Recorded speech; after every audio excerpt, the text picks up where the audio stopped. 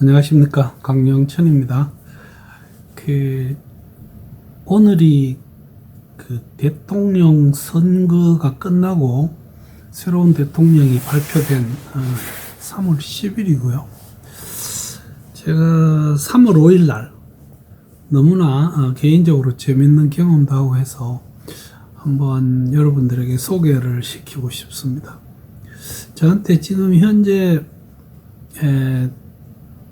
이제 만 8세가 되는 예쁜 손녀가 하나 있습니다. 얘를 갖다가 지금 대구 두류 잠수풀에 데려가서 이 체험 스쿠버를 한번 해봤습니다.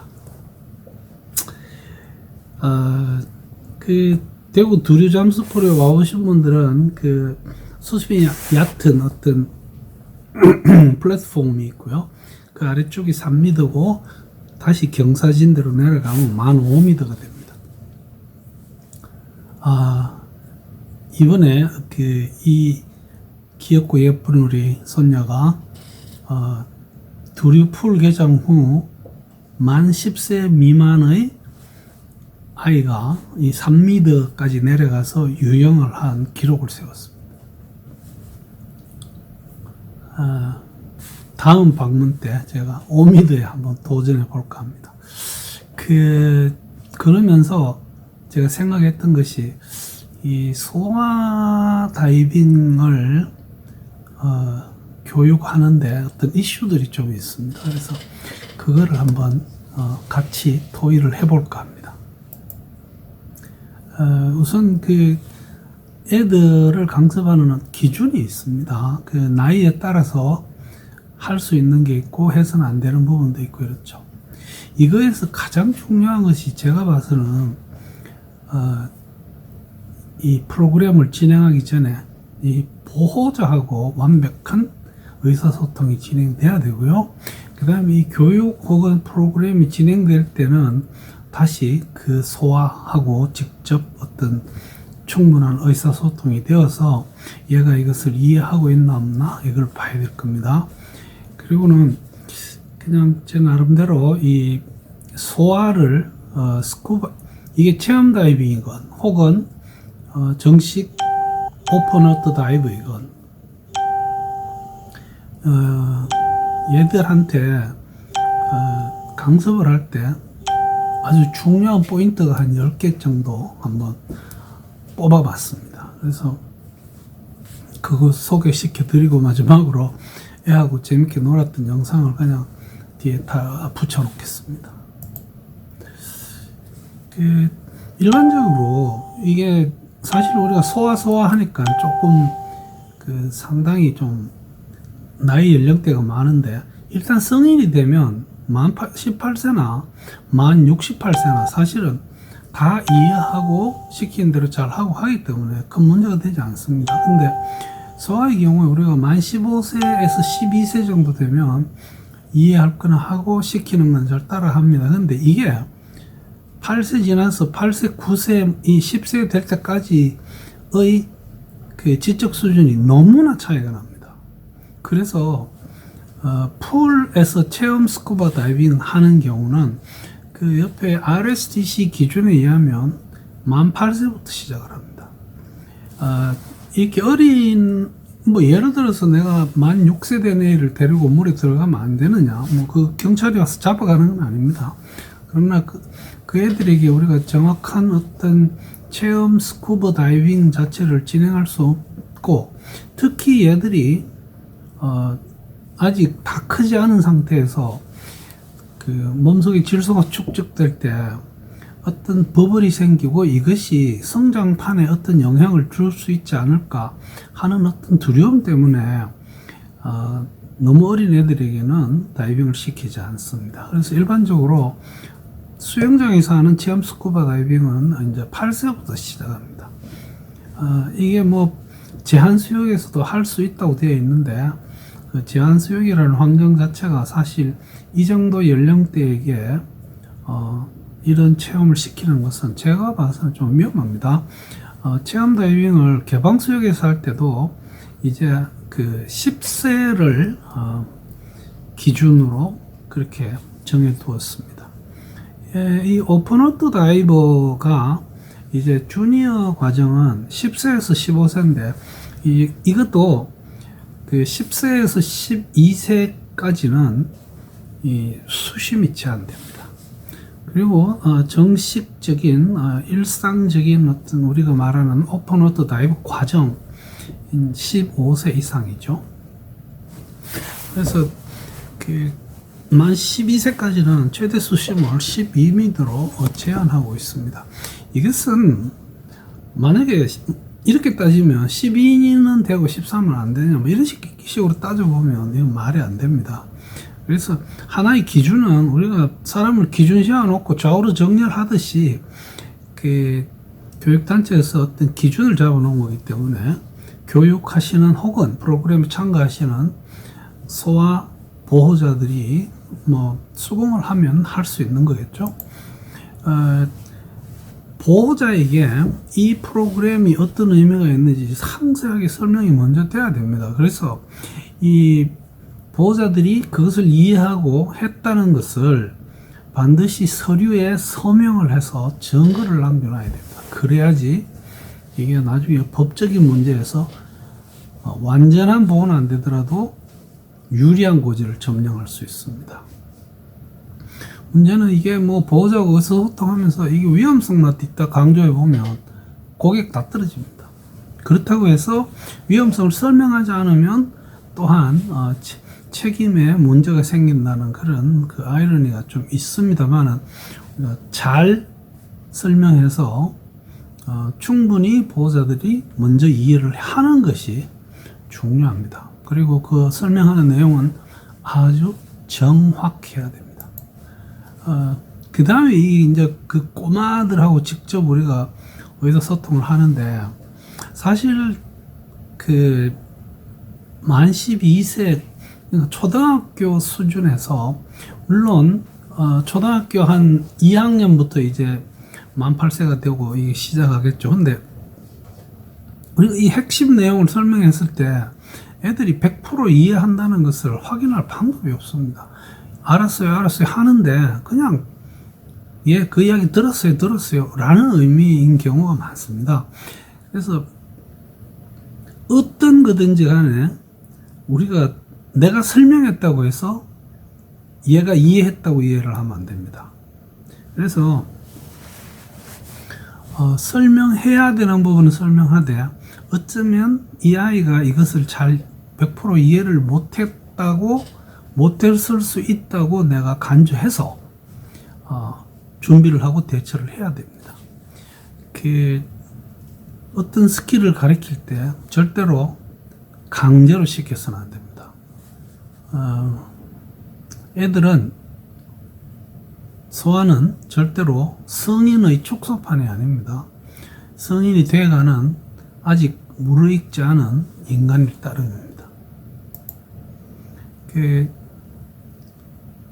꼭 체험 다이빙 뿐만이 아니라 뭐 일반적인 그 오픈워터 다이브 과정 혹은 어드밴스드 오픈워터 과정도 마찬가지고 우리가 생각해서 소아에 해당되는 나이대 우리가 강습을 할 때는 이런 거를 좀 염두에 두는 게 좋지 않을까 하고 골라봅니다. 첫째는 애들이 이 소위 말해서 주의 집중의 폭이 우리가 attention span이라고 하죠.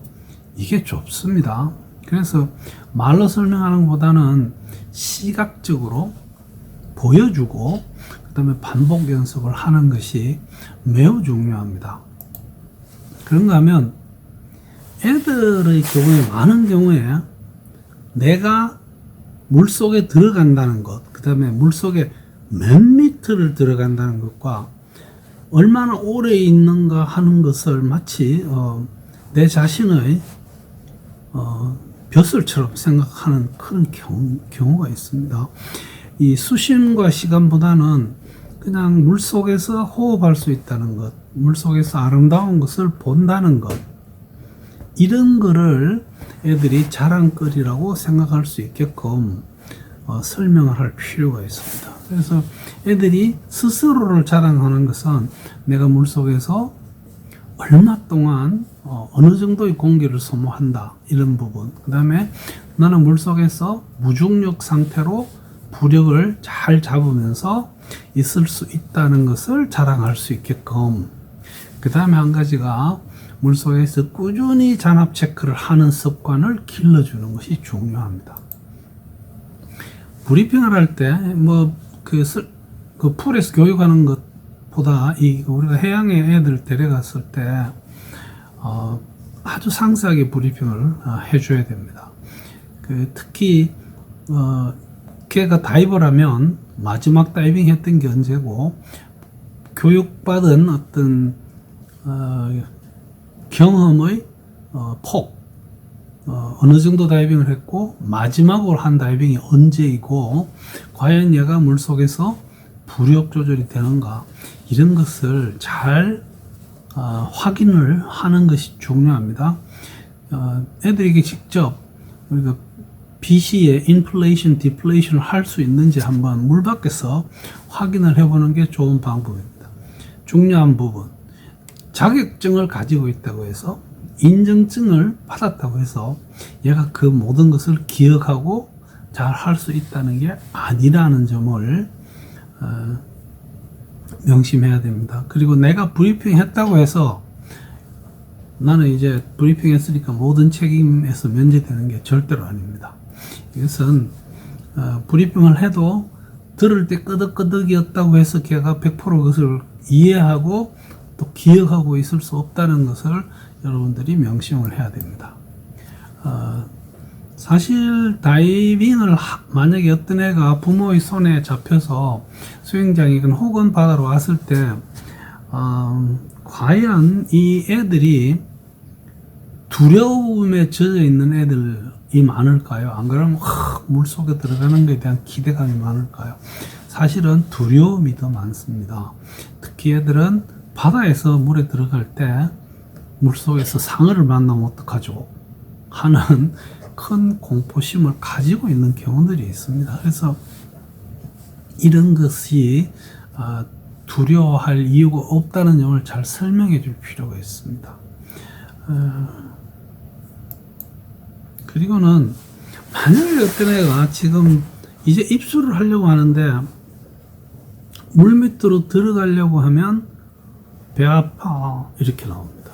혹은 목말라, 이것은 두려움의 표시이고 하기 싫어라고 하는 어떤 변명이고 하는 것에 대한 거절일 가능성이 많습니다. 이거를 잘 고려해야지 강제로 시키다가는 큰일 나는 수가 있습니다. 그래서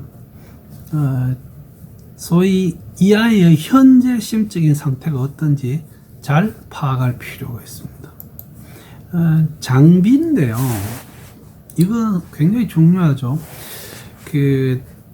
몸에 애들이 잘 맞아야 되고요. 특히 마스크 같은 거 얼굴에 딱 맞아가지고 마스크 물빼기가 완전히 잘 익숙해져 있지 않은 애에게 이 수경 안에 물이 들어와서 난감해지는 그런 상황을 피해야 됩니다. 그 다음에 수경에 우리 김서림을 방지하는 것, 이게 굉장히 중요합니다. 애들한테, 이번에 애도 그랬습니다만은, 물속에 들어가서 보면 계속 김이 서립니다. 그런데 나와서 잘 보여? 이러면 또 잘 보인다고 합니다. 뭔가는 보이죠. 김이 서려도. 근데 그게 잘 보이는 게 아니죠. 그래서 완전히 수경을 깨끗이 닦아가지고 말린 다음에 거기다가 우리가 김서림 방지제를 바르고, 그 다음에 조금 말려서 이따가 그것을 씻어내서 착용시키는 이런 요령이 절대적으로 필요합니다. 간혹 우리 부력 조절기의 어깨 스트랩이 막 애 어깨를 이렇게 섰져가지고 피부가 짓눌리는 경우들이 있습니다. 잘못하면 이번에 하고 나면 다시 안 하려고 합니다. 핀이 발이 잘 맞는지 이거 신경 써야 됩니다. 그리고 다음이 이 탱크입니다. 지금 우리가 사용하는 소위 말하는 12리터 200바 2400 어떤 cc가 들어가는 그런 소위 말해서 우리는 그냥 80 큐빅이라고 하죠. 이 지금 시중에 나와 있는 게 80, 60이 많고요. 그 다음에 그 주로 사이드 할 때 그 보조로 사용하는 것이 40 큐빅 이 정도가 지금 시중에 많이 나와 있습니다. 이거 지금 그 풀이나 리조트에서 애들이 오는 것을 준비하시려면 작은 사이즈의 탱크를 준비하는 게 아주 중요합니다. 이게 무거워서도 문제가 있지만 사실은 그 탱크를 제어할 수 있는 힘이 없는 애들에게 큰 부상으로 이어지는 수가 있습니다. 그래서 이거는 사실 뭐 그 강사 개인이 이런 거를 다양하게 준비할 수는 없는 거고요. 리조트에서 이거를 좀 잘 준비를 해 주시면 좋은 어떤 경험을 할 수 있게 도움을 줄 수 있지 않나 이렇게 생각합니다. 특히 이런 부분도 있습니다. 우리가 탱크가 이게 무거운데 미국 같은 경우는 주에 따라서 지금 학생들에게 책가방 자체를 없애는 운동을 합니다. 처음에는 손에 들고 다니는 걸 하다가 이게 이제 멜빵으로 바꿨죠. 몸에 똑같은 부담을 주기 위해서. 그러다가 이것도 무게 때문에 애들이 자세가 뭐 잘못되고 그러다 보면 이게 어릴 때 크는 애들에게 몸에 부담을 줍니다. 그래서 가급적이면 모든 교재를 이제 온라인으로 혹은 우리가 태블릿이나 이런 거기에 모든 교재를 담아 가지고 크는 애들에게 몸에 부담을 주는 것을 줄여주기 위한 노력이 필요하고 실제로 지금 많이 이루어지고 있고 우리나라에서는 이렇게 디지털이 개발되어 있고 발전되어 있는 나라라면 이거 빨리 이런 게 필요하지 않나. 그래서 아마 인쇄본 책이 없어지는 시기가 다가오고 있지 않나 이렇게 생각합니다. 강사 대 소아 비율입니다. 이게 지금 어린애들일수록 다이빙 교육단체의 기준에도 그 비율은 많이 줄어듭니다. 근데 예를 들어서 우리가 오픈워터 다이브 교육을 할 때 기존 강사 한 사람이 8명까지를 교육할 수 있다고 되어 있죠. 이거 엄청나게 많은 숫자입니다. 해보면 대학생들도 대구서 한 몇 년 동안 대학생들 다이빙 교육을 해봤었는데 이게 인원이 많아지면 이 통솔이 안 됩니다. 소아의 경우는 안전 때문에도 더욱더 이것을 잘 지켜야 되고 비록 기준에 4명 뭐 이렇게 돼 있더라도 안전을 위해서는 강사 하나가 2명 이상의 소아를 이끈다는 건 사실은 좀 위험합니다. 그래서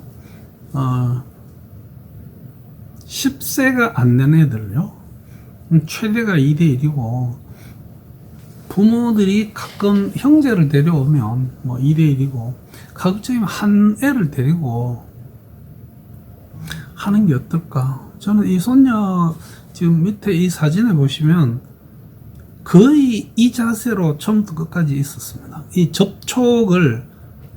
접촉이 끊어지면 안 되죠. 그래서 이 강사 대 학생 비율에 대한 어떤 배려도 필요합니다.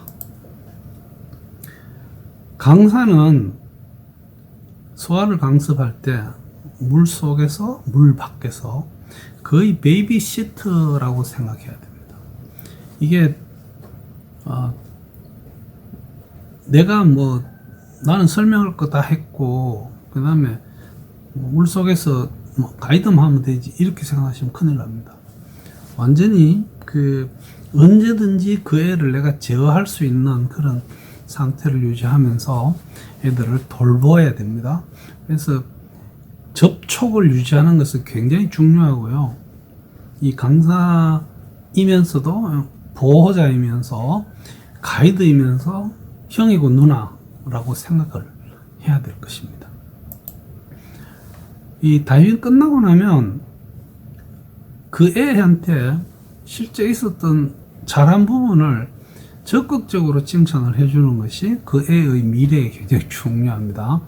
그 다음에 디브리핑을 통해서 우리가 뭘 봤고 네가 뭘 잘했고, 그 다음에 가급적이면 잘 못한 부분, 예를 들어서 얘가 물속에서 산호를 막 헤쳤다, 이런 거는 지적을 하고 꾸지람을 하고 하는 것이 아니고 그런 거 하면 안 되죠. 그냥 이 정도로 지적은 하되 마음이 상하지 않게끔 해주는 것이 굉장히 중요합니다. 그 다음에 애들에게는 강사 여러분 자신 한 분 한 분이 아주 중요한 롤 모델입니다. 그래서 물속에서건 물밖에서건 이렇게 강사를 쳐다보는 아이들이 눈이 실망하지 않도록 그렇게 행동을 하시는 게 중요하고요.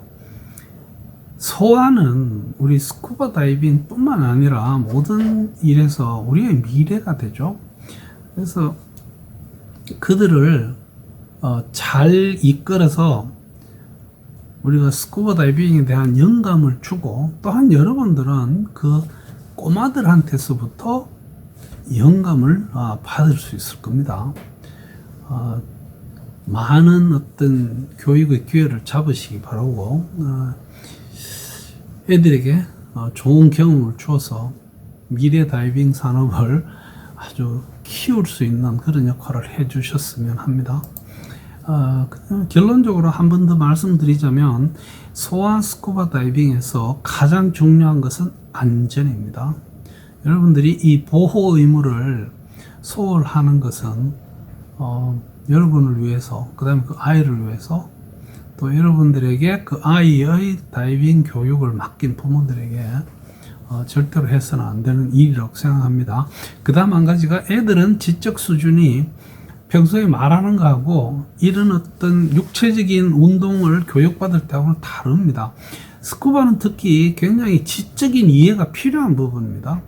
제가 한 가지 판단하기로는 가장 중요한 것이, 내가 걔들하고 접촉을 유지하지 못했을 때 애들이 갑자기 마스크에 물이 들어온다든가 호흡기를 통해서 내가 뭐 이렇게 물을 마시고 하면 숨 참기 급상승을 하게 됩니다. 이것은 수심하고 관계없이 굉장히 위험한 문제이기 때문에 그것에 대한 적극적인 배려가 필요합니다. 애들이 또한 그 몸 사이즈도 작고요. 그 다음에 체력도 약합니다. 어른하고 다르죠. 그거에 대한 어떤 충분한 배려도 해 주셨으면 합니다. 오늘 스쿠버 다이빙 강습을 어린애들하고 같이 하는 어떤 그런 이야기를 한번 드려봤습니다. 이 뒤쪽에 아주 짧게 제가 손녀하고 수중에서 놀고 있는 모습을 잠깐 영상으로 연결해 두겠습니다. 청취해 주셔서 대단히 감사합니다.